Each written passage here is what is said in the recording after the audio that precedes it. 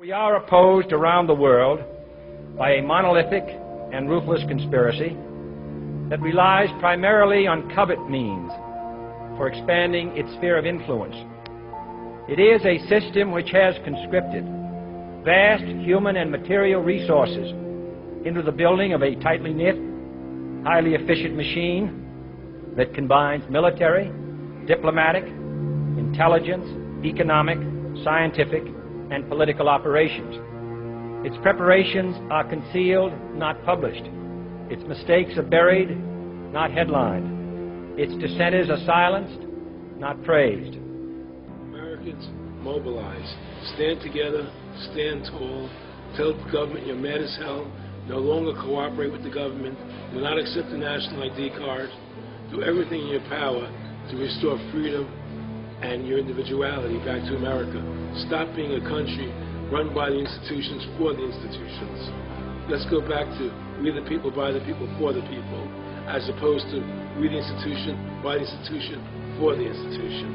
Stop being scared. We have to stand up and do what's necessary to take back, to stop these bankers, these elite, this government full of lies, congressmen full of liars.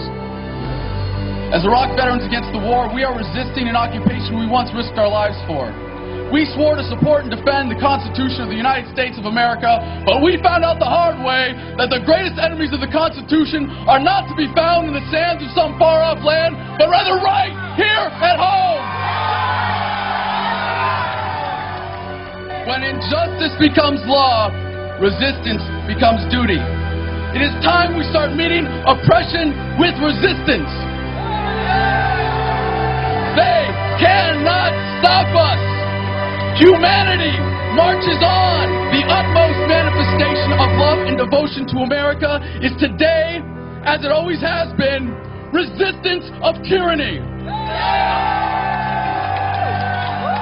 Resist we must, and resist we will. We will not be silent. We will not obey. We will not let our government destroy our humanity. We will not wait another moment in fear to stand up for what we know to be right.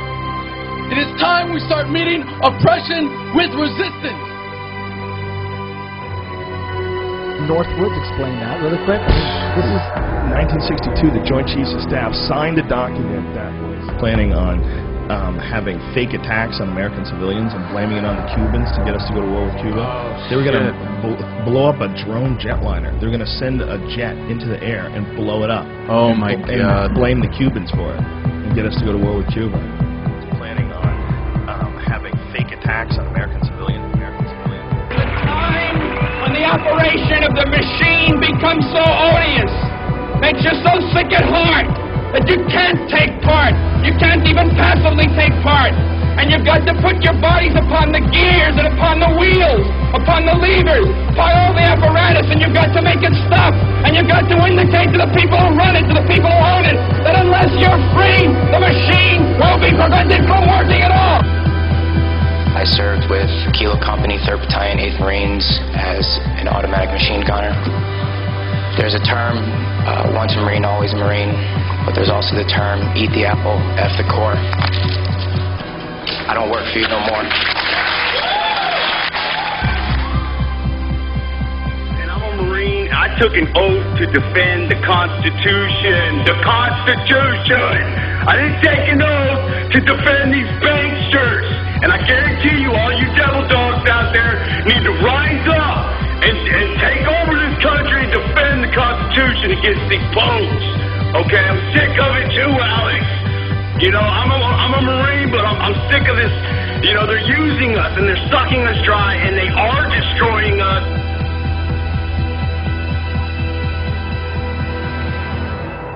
People should not be afraid of their governments. Governments should be afraid of their people.